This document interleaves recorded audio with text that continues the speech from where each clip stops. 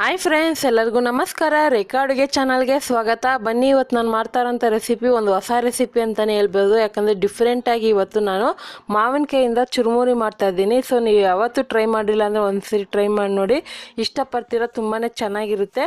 So ಇವಾಗಂತೂ ಮನೇಲಿರೋದ್ರಿಂದ ಏನಾದರೂ ಒಂದು ಸ್ನ್ಯಾಕ್ಸ್ ಮಾಡಿ ತಿಂತಾನೆ ಇರಬೇಕು.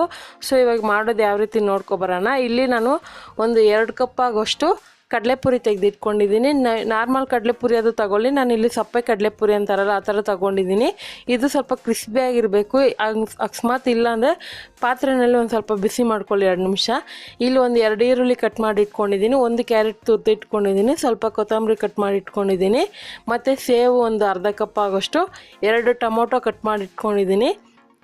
ಇಲ್ಲಿ ಒಂದು ಮೀಡಿಯಮ್ ಸೈಜ್ದು ಮಾವಿನಕಾಯಿ, ಅರ್ಧ ಮಾವಿನಕಾಯಿನ ತುರಿದಿಟ್ಕೊಂಡಿದ್ದೀನಿ, ನೀವು ಬೇಕಂದ್ರೆ ಕಟ್ ಮಾಡ್ಕೊಬೋದು. ಅರಿಶಿನ ಪುಡಿ ಒಂದು ಅರ್ಧ ಟೀ ಸ್ಪೂನು, 1 ಟೀ ಸ್ಪೂನ್ ಖಾರದ ಪುಡಿ ತೊಗೊಂಡಿದ್ದೀನಿ, 2 ಹಸಿರು ಮೆಣಸಿನ್ಕಾಯಿ ಕಟ್ ಮಾಡಿ ಇಟ್ಕೊಂಡಿದ್ದೀನಿ. ಕಡಲೆ ಬೀಜ ಒಂದು 1/4 ಕಪ್ ಕಡಲೆ ಬೀಜನ 2 ಟೇಬಲ್ ಸ್ಪೂನ್ ಎಣ್ಣೆ ಹಾಕಿ ಫ್ರೈ ಮಾಡಿ ಎತ್ತಿಟ್ಕೊಂಡಿದ್ದೀನಿ. ಮತ್ತು ಕಡಲೆಕಾಳು ಮನೇಲಿ ಒಂದು ಸ್ವಲ್ಪ ನೆನೆಸಿಟ್ಟಿದೆ ಸಾಂಬಾರ್ಗಂತ, ಅದನ್ನು ಸ್ವಲ್ಪ ಎತ್ತಿಟ್ಕೊಂಡಿದ್ದೀನಿ. ರುಚಿಗೆ ತಕ್ಕಷ್ಟು ಉಪ್ಪು ಮತ್ತು ಎಣ್ಣೆ 2 ಟೇಬಲ್ ಸ್ಪೂನ್. ಕಡಲೆ ಬೀಜ ಫ್ರೈ ಮಾಡಿದ್ನಲ್ಲ ಆ ಎಣ್ಣೆ ಇದು. ಸೊ ಇವಾಗ ಯಾವ ರೀತಿ ಮಾಡೋದಂತ ನೋಡೋಣ. ಈಗ ಒಂದು ಪಾತ್ರೆ ಇಟ್ಕೊಂಡಿದ್ದೀನಿ. ಕಡಲೆಪುರಿ ಸ್ವಲ್ಪ ಬಿಸಿ ಮಾಡ್ಕೊಳ್ಳಿ, ಆವಾಗ ಗರಿಗರಿಯಾಗಿರುತ್ತೆ, ತಿನ್ನೋದಕ್ಕೆ ಚೆನ್ನಾಗಿರುತ್ತೆ. ಇಲ್ಲ ನೀವು ಅಂಗಡಿಯಿಂದ ಡೈರೆಕ್ಟಾಗಿ ತಂದಿರೋದು ಹಾಗೆ ಕೂಡ ಯೂಸ್ ಮಾಡ್ಕೊಬೋದು. ಇಲ್ಲಿ ಈರುಳ್ಳಿ ಹಾಕ್ಕೊತಾ ಇದ್ದೀನಿ. ಸೊ ನಾನು ತಗೊಂಡಿರೋಂಥ ಇಂಗ್ರೀಡಿಯೆಂಟ್ಸಲ್ಲಿ ಅರ್ಧ ಮಾಡ್ತಾಯಿದ್ದೀನಿ.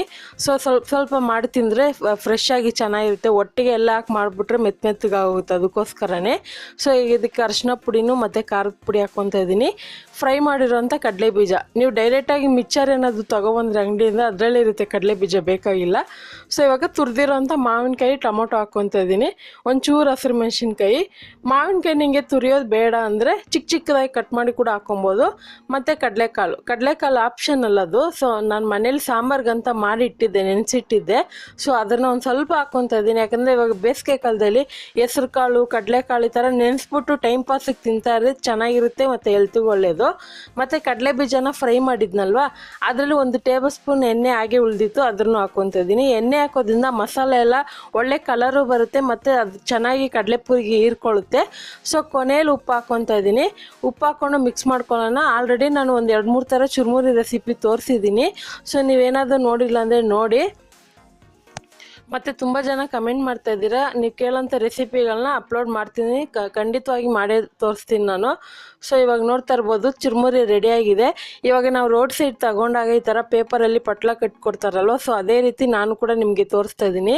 ಸೊ ನಾನು ಮಾಡಿರೋದಲ್ಲಿ ಏನಿಲ್ಲ ಅಂದ್ರೂ ಇಬ್ಬರು ತಿನ್ಬೋದು, ತುಂಬಾ ಎಂಜಾಯ್ ಮಾಡಿಕೊಂಡು. ಸೊ ಇವಾಗ ನೋಡಿ ಇದನ್ನು ತುಂಬ್ತಾ ಇದ್ದೀನಿ.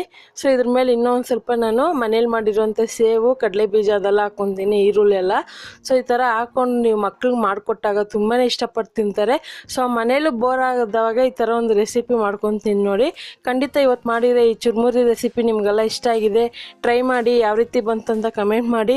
ಇಷ್ಟ ಆದರೆ ಲೈಕ್ ಮಾಡಿ, ನಮ್ಮ ಚಾನಲ್ಗೆ ಸಬ್ಸ್ಕ್ರೈಬ್ ಮಾಡ್ಕೊಳ್ಳಿ, ಹಾಗೆ ಬೆಲ್ ಐಕಾನ್ ಕ್ಲಿಕ್ ಮಾಡ್ಕೊಳ್ಳಿ. ಈ ವಿಡಿಯೋ ನೋಡಿದ್ದಕ್ಕಾಗಿ ಎಲ್ಲರಿಗೂ ಧನ್ಯವಾದಗಳು.